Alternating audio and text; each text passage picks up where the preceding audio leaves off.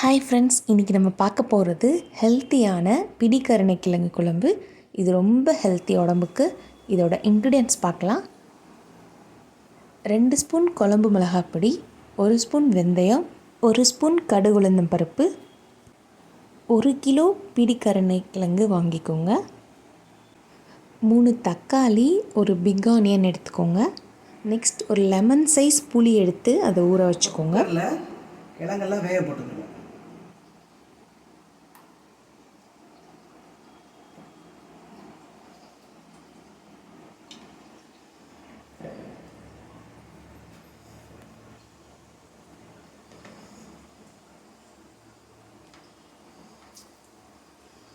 இந்த பிடிக்கருணைக்கிழங்கு முங்குற அளவுக்கு தண்ணி ஊற்றிக்கங்க. தண்ணி ஊற்றிட்டு டைட் பண்ணி ஒரு 2 விசில் வச்சு எடுத்துக்கணும்.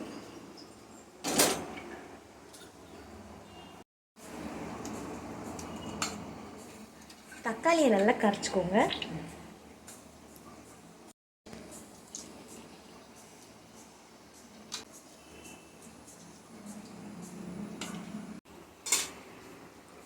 சட்டி காயட்டும். இப்போ பிடிக்கருணைக்கிழங்கு குழம்புக்கு நல்லெண்ணெய் ஊற்றி குழம்பை தாளிச்சுக்கிடுவோம்.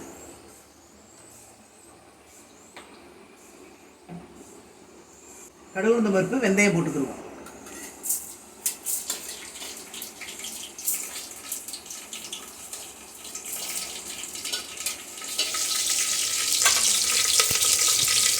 இப்போ கடுகு உளுந்தம் பருப்பு, வெந்தயம் பொரிஞ்சிருச்சு. இப்போ வெங்காயமும் கருவேப்பிலையும் போட்டு தாளிச்சுக்கிடுவோம்.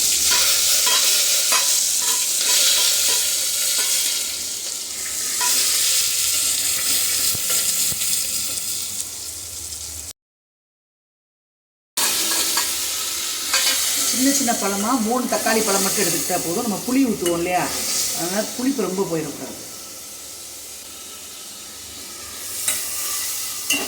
இந்த பிடிக்கருணைக்கிழங்கு குழம்புக்கு புளிப்பு அதிகமாக இருந்தாலும் நல்லா தான் இருக்கும். ரொம்ப புளிப்பாக போயிட்டால் சாப்பிட முடியாது. அதனால தான் 3 தக்காளி பழமும் ஒரு எலுமிச்சம்பழம் அளவு புளியும் போடும்.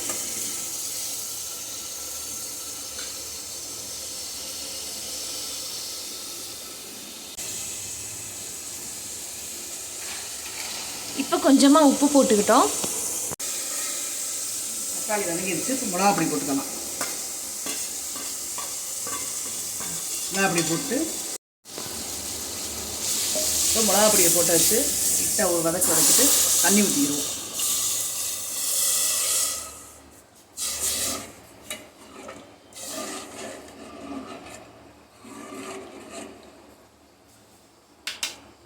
புளியை கரைச்சி ஊற்றிக்கிடுவோம்.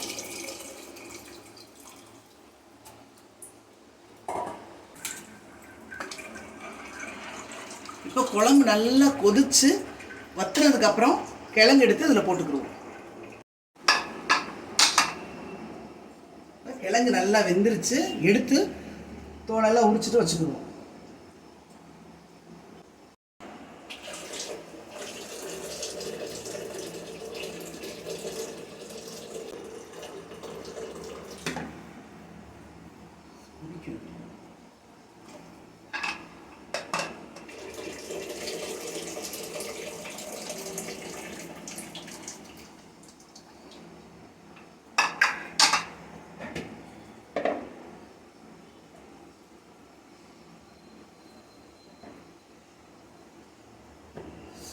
இது சூடாக இருக்குது. சூடு ஆறுனதுக்கப்புறம் இந்த தோலெல்லாம் ரிமூவ் பண்ணிக்கிடுவோம்.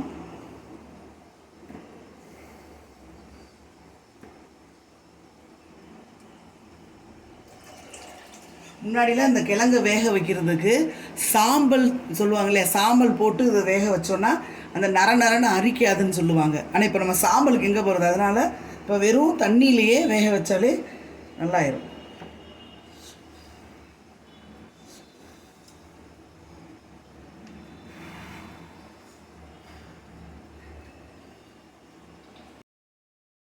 இப்போ கிழங்கை உரிச்சுக்கிடுவோம்.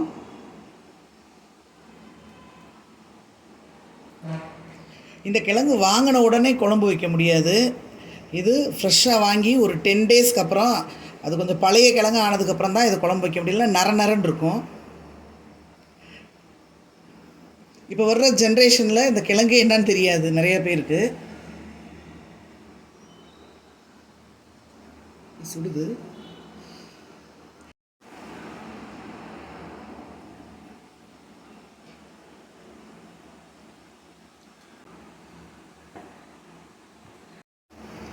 இப்போ இந்த கிழங்கு கட் பண்ணி உள்ளே போட்டுக்கலாம்.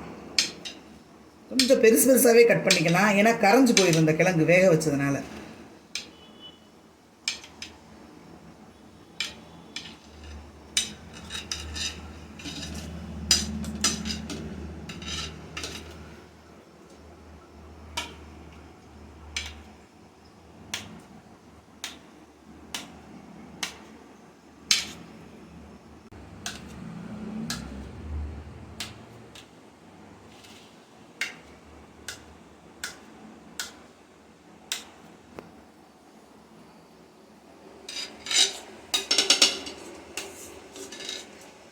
இதுவுமே மீன் குழம்பு மாதிரி தான். குழம்பு கொஞ்சம் வற்றும் போது இந்த கிழங்கு வெந்ததை எடுத்து உள்ளே போட்டுடலாம். ஏன்னா அது கொஞ்சம் நேரம் வெந்தால் தான் நமக்கு குழம்பு கொஞ்சம் கெட்டியாக இருக்கும். தேங்காய் ஊற்றாமல் பண்ணணும் இந்த குழம்பு, புளிக்குழம்பு.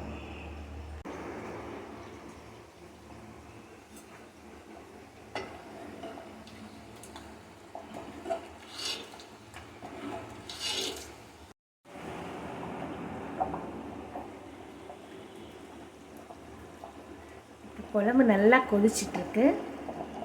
இன்னும் ஒரு 5 மினிட்ஸ் கொதிச்ச உடனே நம்ம அதை சர்வ் பண்ணிக்கலாம். அப்புறம் குழம்பு நல்லா வெந்துருச்சு, கிழங்கும் வெந்து போயிடுச்சு. அந்த கிழங்கு நல்லா வெந்து அந்த குழம்போட மேஷ் ஆகிருந்துச்சுன்னா சாப்பிடும்போது டேஸ்ட்டாக இருக்கும் அந்த கிழங்கு குழம்பு. இப்போ எடுத்துக்கலாம், சர்வ் பண்ணலாம். இந்த குழம்பு வந்து நம்ம ரைஸ் கூட ஆட் பண்ணிக்கலாம், இட்லி தோசைக்குமே நல்லா டேஸ்டியாக இருக்கும். இப்போது பிடிக்கரணை குழம்பு ரெடி ஆகிடுச்சு. இதில் வந்து ரிச் டயட்ரி ஃபைபர் இருக்குது, பொட்டாசியம் இருக்குது, vitamin B and vitamin C நிறையாவே இருக்குது. ஸோ இதை நீங்கள் சாப்பிட்டிங்கன்னா ரொம்ப ஹெல்த்தி உடம்புக்கு. இப்போ டேஸ்டியான குழம்பு ரெடி ஆகிடுச்சு. நீங்களும் வீட்டில் ட்ரை பண்ணி பாருங்கள். தேங்க்ஸ் ஃபார் வாட்சிங். ப்ளீஸ் சப்ஸ்கிரைப் பண்ணுங்கள்.